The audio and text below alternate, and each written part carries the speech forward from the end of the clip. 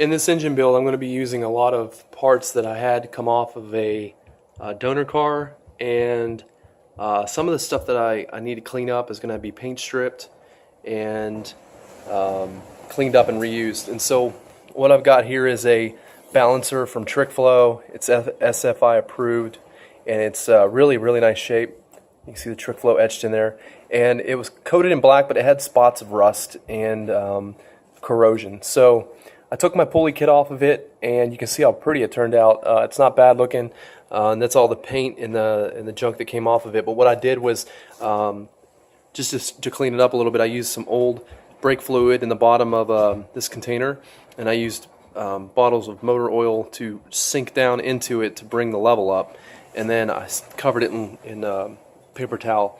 And what it did was it just literally bubbled up all over the part, and then I just cleaned it off, and then I went and rinsed it off. The stuff's real caustic, so make sure you get cleaned off real well.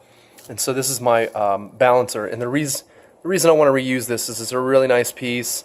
It's adjustable. It uses a 50 ounce weight.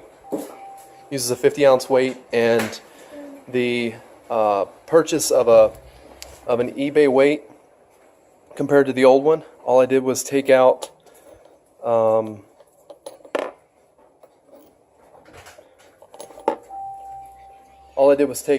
the old weight, switched over the hardware, and then I'm going to throw some red anti-seize on this. And so this is for the 50 ounce Ford, and this is for the 28 ounce Ford. So I literally just swapping my bolts over. These bolts are too small that it comes with, and this goes right back into the Ford offset counterweight on the dampener. And so I don't know if you can see it in there, but I notched the dampener where the bolts go so that I knew which bolts to put it in. And then the dampener, the old one, sat like this. That's for the 50 ounce. And then if I have a 28 ounce crank, then you go to the smaller one.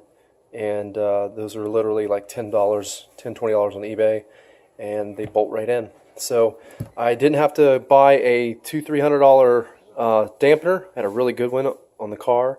I just used brake fluid to clean off the dampener, and then rinse it off real well.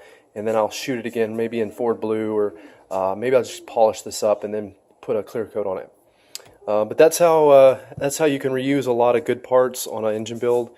Just think outside the box a little bit, do a little bit of homework, and a lot of parts you can still use with just a little bit of prep.